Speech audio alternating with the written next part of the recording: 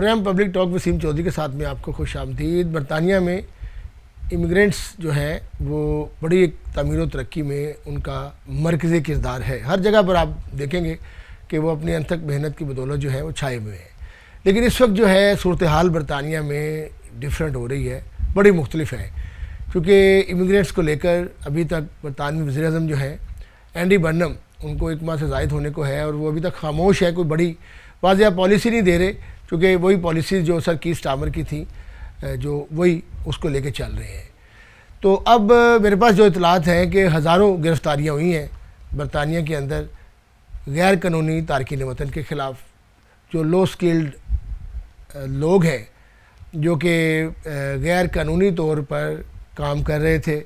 कुछ ओवरस्टे के लोग थे और कुछ एक जगह का वर्क परमिट था और दूसरी जगह पे वो काम कर रहे थे, वो भी पकड़े गए। बहुत बड़ा नंबर है। और उसके बाद जो हजामत की दुकानें, हेयर ड्रेसेस शॉप कहते हैं, नाइयों की दुकानें जो होती हैं, वो भी आपको पता है कि ज़्यादा जो हेयर ड्रेसेस शॉप हैं कहाँ के लोग होते हैं, उसमें ज़्यादातर लोग पाकिस्तानी, इंडियन और इराक़ से, अफ़गानिस्तान से और इन ममालिक के लोग हैं। मिडल ईस्ट से भी काफ़ी लोग जो है कुछ मुल्कों के आए हुए हैं, वो पकड़े गए हैं। फिर उसके बाद जो आपकी बरतानिया के अंदर कहा जाता है गिग इकोनॉमी, जिसमें डिलीवरी ड्राइवर्स जो हैं वो भी इस हद में आए हैं और दीगर जो हैं car washes, restaurants, cash and carry, किसी भी जगह पर थोड़ी सी भी तलाब मिलती थी, तमाम इदारे मिलकर जो थे वो रेड करते थे और कामयाब रेड होती थी। और अब ये है कि 50% से ज़्यादा जो है वो गिरफ़्तारी हुई हैं, हज़ारों लोगों को वापस भेजा गया है। अब भेजने के बाद अभी ये काम रुका नहीं है, ये काम मज़ीद तेज़ हो रहा है और वो स्टाफ कम पड़ गया है, ऑफिसर्स कम पड़ गए हैं, डिटेंशन सेंटर कम पड़ गए हैं, बिस्तरे कम हैं और जगह कम है, लेकिन अब उनके ऊपर काम हो रहा है, जगह बढ़ाई जा रही हैं। तो काफ़ी ज़्यादा ये चैलेंजेस हैं और चूँकि रिफॉर्म जो है वो कोई भी मौका हाथ से ज़ाया जाने नहीं दे रही। कोई भी छोटी सी बात उनके पास आती है, एक बंदा भी कोई इलीगल यहाँ पे पकड़ा जाता है या आता है या कोई गैर कानूनी काम करता है तो उसको वो एजेंडे के तौर पर वो पेश करते हैं। तो यकीन बरतानिया में ये बड़ा एक मसला बन गया है। मेरे साथ इस पर बात करने के लिए मौजूद हैं बैरिस्टर कसवर बड़ाई साहब, उन्होंने हमें ज्वाइन किया है पाकिस्तान से। तो जी अस्सलाम वालेकुम। वालेकुम अस्सलाम जी चौधरी साहब। बैरिस्टर कसवर बड़ाई साहब, आपने देखा होगा कि ये सामने वीडियो भी चल रही है, बहुत ज़्यादा गिरफ़्तारियाँ जो हैं वो हो रही हैं, ना सिर्फ मैनचेस्टर में, बर्मिंघम में, लंदन में, ब्रैडफोर्ड में, बड़े बड़े शहरों में, और अब बात जो है वो छोटे शहरों तक भी चली गई है। एक बड़ा नंबर, हज़ारों की तादाद में ये नंबर मेरे पास मौजूद है। 17,000 से ज़ायद लोग हो चुके हैं, 25,000 जगहों पर छापे थे और अब जो है हज़ारों लोग जो हैं वो वापस करने हैं। 45,000 के करीब लोग हैं जिनको वापस भिजवाना है और मज़ीद लोग आ रहे हैं। और इमिग्रेशन जो है उस पर अभी तक जो है रिफ़ॉर्म जान नहीं छोड़ रही हुकूमत का।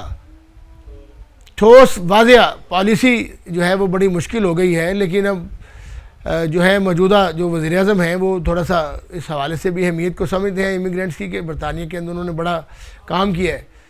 तो आप क्या देख रहे हैं, उनका मुस्तकबिल क्या है? और ये जो जंग तेज़ हो गई है इमिग्रेंट्स के ख़िलाफ़, अब वीकेंड पर भी आप देख रहे हैं कि बड़े बड़े मुजाहरे हो रहे हैं गैर मुल्कियों के ख़िलाफ़ कि उनको बरतानिया से बाहर निकाला जाए। फार राइट्स ग्रुप फर्स्ट ब्रिटेन वाले कर रहे हैं, उनको फिर रिस्टोर ब्रिटेन और रिफॉर्म जो है वो डिवाइड कर रही है सोसाइटी के अंदर। तो क्या कहना चाहेंगे सर, इस पर आप क्या समझ रहे हैं कि कानूनी नुक्ता नज़र से अब ये लोग हज़ारों की तादाद में वापस जाएंगे? उसमें गेहूँ में जो है गिन भी पिस गया है, जेनवन लोग भी बेचारे जो थे, डिज़र्व करते थे, वो भी अब पिस रहे हैं, इंसानियों की खिलाफ वर्जियाँ भी होंगी। तो किस तरह से आप सारे कवानीन और मामलात को देख रहे हैं? अब क्या कोई ऐसी ऑप्शन देख रहे हैं इनके लिए? चौधरी साहब, जब फैसले बरतानिया के अंदर माइग्रेशन एडवाइजरी कमेटी करती थी, जिसके अंदर ऑक्सफोर्ड यूनिवर्सिटी के प्रोफेसर हैं, जिसके अंदर कैम्ब्रिज यूनिवर्सिटी के प्रोफेसर हैं, जब वो माइग्रेशन एडवाइजरी कमेटी एक प्रॉपर प्लान बना के हुकूमत को देती थी तो यहाँ पर इकोनॉमी को बूस्ट मिलता था, शॉर्टेज खत्म हो जाती थी और प्रॉस्पेरिटी और प्रोग्रेस आती थी यूके के अंदर। अब क्या हो रहा है कि हर शाख पे उल्लू बैठा है, अंजाम गुलिस्तां क्या होगा कि जिन लोगों ने इस दरख्त को बड़ा किया, अपना खून जिगर दिया, अपना वक्त दिया, अपना टाइम दिया, अपनी जवानी दी और बरतानिया की इकोनॉमी के अंदर बहुत ज्यादा ग्रो किया। अब आप देखें लंदन को, मैनचेस्टर को, आप अजदा जो एक बहुत बड़ी एक चेन है यूके के अंदर, आप देखें ये सब माइग्रेंट पीपल इसको ओन करते हैं। प्रॉपर्टीज को देख रहे हैं, वहां पे भी माइग्रेंट पीपल इसको ओन करते हैं। इवन यहाँ पे मेयर्स जो है वो माइग्रेंट है, आपके जो सिविल सर्विसेज के अंदर ऑफिसर्स हैं वो माइग्रेंट हैं, आपके पार्लियामेंट के अंदर माइग्रेंट है, आपके तमाम जो एडमिनिस्ट्रेटिव पुलिसिंग सिस्टम है वहां पे माइग्रेंट है। जब तअस्सुब की ऐनक लगाकर रिफॉर्म अपने मुल्क को कमजोर करने का एजेंडा बनाएगी और डिस्क्रिमिनेशन का पहलू के ऊपर अमल करते हुए जस्ट एक वन पॉइंट एजेंडा है, इक्तदार, उसके पीछे कोई रिसर्च वर्क नहीं है, कोई प्रोफेसर नहीं है, कोई माइग्रेशन एडवाइजरी उनकी कमेटी नहीं है जो ये डिसाइड करे कि क्या इन्होंने कंट्रीब्यूट किया है। तो चौधरी साहब, चूंकि ये जितने भी डिसीजंस हो रहे हैं ये influenced by the reform pressure over the government है, तो इस वजह से चूंकि पॉलिटिकल डिसीजंस है इनकी बेस कोई नहीं, ये एब्सोल्युटली रॉन्ग है, ह्यूमन राइट्स वायलेशन भी कर रहे हैं और ओवरऑल इसका यूके की इकोनॉमी को नुकसान होगा। No agenda comes, what should be done. Prime minister ने फ्यू डेज बिफोर एक स्टेटमेंट दिया है कि जिस तरह केयर वर्कर ने उसके फादर की लुक आफ्टर किया है, जो कि फॉरेनर है, जो कि माइग्रेंट है, वो यूके का कोई बंदा उसको केयर नहीं कर सकता। So this is called the genuine appreciation by the prime minister. What should be done. Chaudhary साहब, आखिरी बात, प्राइम मिनिस्टर को migration advisory committee which is consist of the professors, उनके ऊपर दोबारा उसको एक्टिवेट करना चाहिए और वो रिसर्च करके अपना एक प्लान बना के एडवाइजरी कमेटी प्राइम मिनिस्टर को पेश करे और फिर जो शबाना महमूद सेक्रेटरी हैं फिर उस माइग्रेशन एडवाइजरी कमेटी की रिकमेंडेशन के ऊपर अमल करें तो डेफिनेटली इंप्रूवमेंट होगी। लेकिन चौधरी साहब, अगर रिफॉर्म से इन्फ्लुएंस्ड होके सिर्फ शबाना महमूद ओनली 1% डिसाइड करेगी जो कि बजाते खुद माइग्रेंट है, तो फिर यूके को ओवरऑल यूके की इकोनॉमी को इसका नुकसान होगा। अच्छा, बेशक कसर उड़ाए साहब, बड़ी जो है अहमियत की हामिल बातें आपने की है, लेकिन रियलिटी को भी देखना है कि बरतानिया जो है वहाँ पर आपने देखे ब्रेक्जिट जो किया था उसकी भी बड़ी वजह यही थी कि यहाँ पर NHS पर और दीगर जॉब्स जो है लोकल कम्युनिटी कह रही थी कि हमारी वो जो NHS पर बोझ है, एजुकेशन पर बोझ है, जॉब्स हमारी नहीं है। अब वो ब्रेक्जिट के बाद देखें कि यहाँ पर हज़ारों बल्कि लाखों वर्कर्स की शॉर्टेज है। हॉस्पिटैलिटी सेक्टर में आप देखें बहुत ज़्यादा शॉर्टेज है। फिर उसके बाद केयर वर्क में हज़ारों लोग चाहिए बरतानिया के अंदर। अब उसके बाद आप देख लें कि गिग इकोनॉमी जो है उसमें आप ज़्यादातर वो लोग देख रहे थे लो स्किल जो स्टूडेंट्स जॉब कर रहे थे या कुछ ऐसे जो कोई स्किल नहीं जानते वो लोग थे। फिर आप देखें कि इसी तरह जो कार वॉशेस थे उसमें भी लेबर की जॉब थी। तो ख़ास तौर पर बिल्डर जो बिल्डिंग कंस्ट्रक्शन सेक्टर है उस पर भी काफ़ी ज़्यादा जो है वर्कर चाहिए।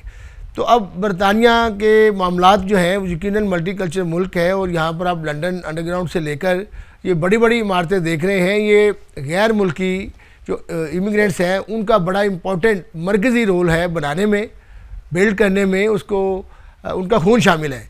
ये बात तो हुकूमत मानती है, लेकिन अब बात यह है कि हुकूमत बचानी भी है।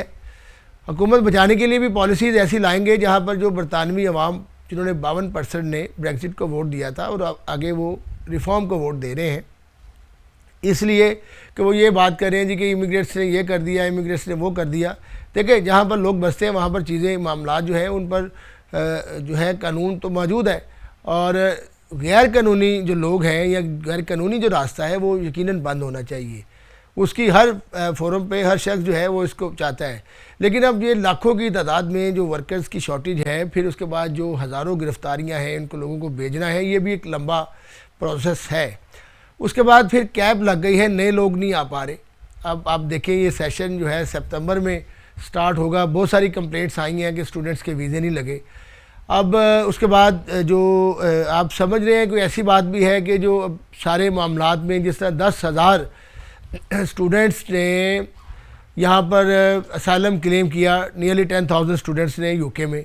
उससे पाकिस्तान की पोजीशन बड़ी कमज़ोर हुई है और पाकिस्तान की जो हुकूमत है उन्होंने भी इसको नोटिस लिया, मुतल्लिका इदारों ने भी।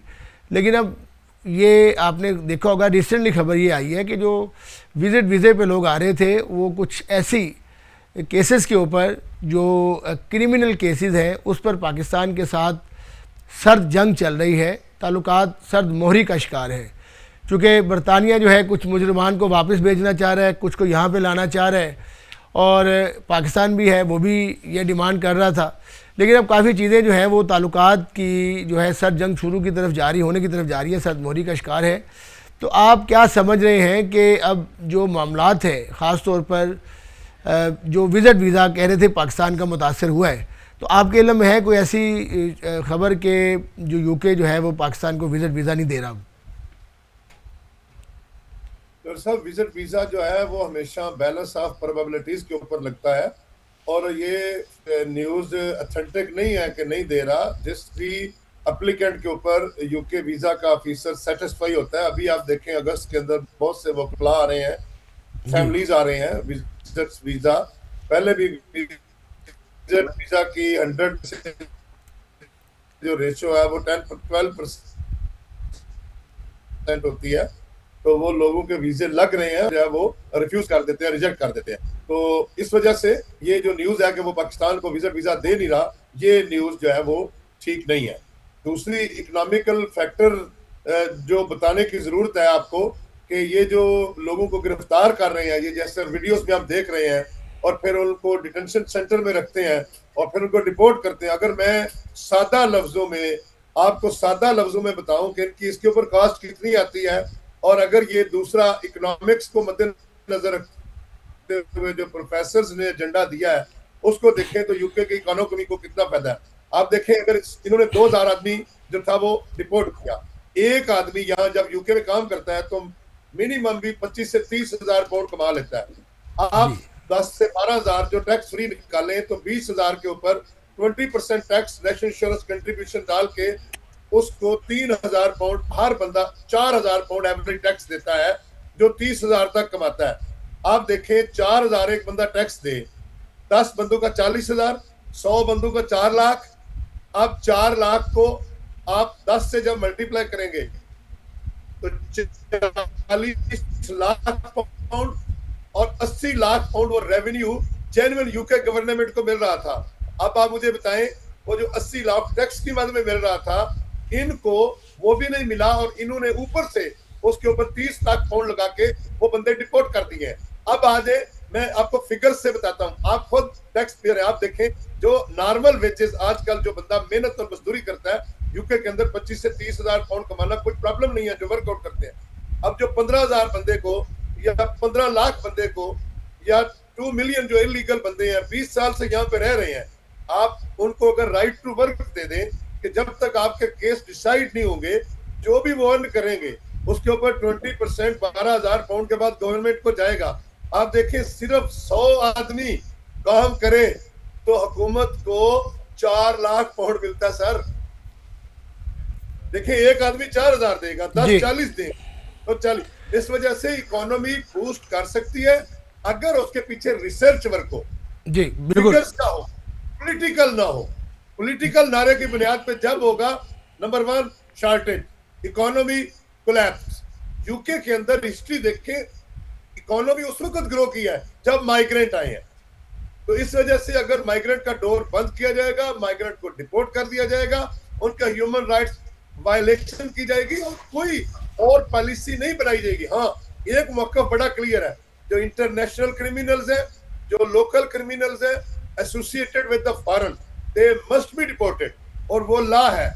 लेकिन जो आदमी 20 साल से यहाँ रह रहा है उसने कंट्रीब्यूट किया। जी बिल्कुल, बहुत शुक्रिया जी बैरिस्टर कसर वड़ाई साहब, बहुत शुक्रिया। हमारे पास जो इमिग्रेंट्स के हवाले से ख़बरें थी और जो इतलात थी और जो गिरफ़्तारियाँ हुई हैं और जो मज़ीद क्रैकडाउन्स हो रहे हैं उस पर हमने तफसीली बात की है। और बैरिस्टर कसर वड़ाई साहब हमारे साथ मौजूद थे और उन्होंने अपनी जो माहराना कानूनी राय थी वो भी उस पर दी और हमने तफसीली बात की है। यकीनन ब्रिटेन जो है वो यहाँ की गवर्नमेंट हमेशा वही काम करेगी जो 10 साल मनसूबा लेकर आए हैं इंडी बर्नम, यकीनन वो बरतानिया की बेहतरी के लिए और आवाम की बेहतरी के लिए होगा, और हमें भी यहाँ पर जितने भी कवानीन हैं उनकी पासदारी करनी चाहिए और कानूनी रास्ते इख्तियार करने चाहिए। प्रोग्राम जो है वो ख़त्म हो जाता है। इंशाल्लाह कल नए टॉपिक के साथ जो है आपसे दोबारा मुलाकात करेंगे।